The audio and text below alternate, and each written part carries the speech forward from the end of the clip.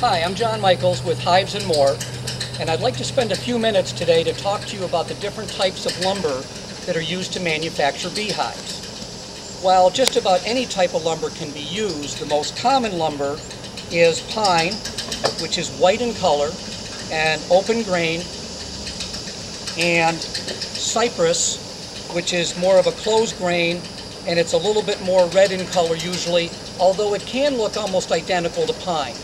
Now the differences between the two is that pine has to be treated to be put outside.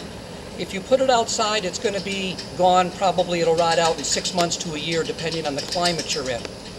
Something like cypress is going to last, I don't want to say virtually forever, but it's going to last a long time. Cypress is what they make fences out of. It's a swamp lumber, so it's okay to use it in wet areas, high humidity areas. Something like redwood is also used, but redwood in Florida will not react the same way as redwood will out west. Redwood out west will last a long time, and out here it may only last a couple of years. Here at Hives and More, most of our hives are manufactured out of cypress, although we do manufacture a commercial hive out of pine. Now another thing I'd like to talk about is the joints that are used in the manufacture of beehive. The two most common joints are a box joint, which is this. You have fingers that are cut out of each side of the lumber, and they fit together snugly. They're generally not glued when you're doing a beehive. They're generally nailed in each area here and on each area from this side. So once they're nailed or stapled or screwed, they self-square and they're basically permanent. You're not going to be able to rip them apart. So this is a real good joint for a beehive, especially a commercial beehive where the boxes are going to get thrown around quite a bit. The next joint that is very common is a half-lap joint. Now a half-lap is done so that you reduce the end grain that's actually being seen by the elements, I guess if you will, because this is where the wood's going to be attacked, from the end grain. It's only stapled or nailed from one side, so I guess if you want to say it's half as strong as the box joint, that would be a good way to remember the half-lap. So when you're purchasing a box, just keep that in mind. You want to look for a good joint on it. Now, another joint that is unique to us at Hives and More is called a locking miter joint.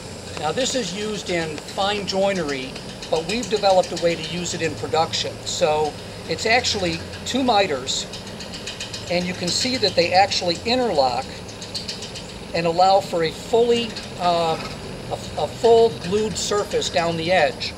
And when it comes together, there's literally no end grain being exposed to the elements. This is also stapled from both sides, and it can actually be stapled from one side if you do it from the tongue side, so it can't pull apart. We found this joint to be very nice. It all depends on what look you want when you're done with your hive. A lot of people like the box joint. A lot of people like to see a fine miter here, more like a piece of furniture. So those are your choices when you're looking at beehives.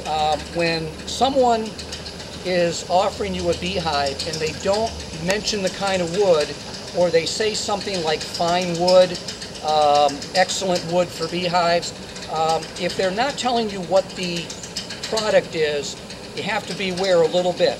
Because again, pine has got to be preserved.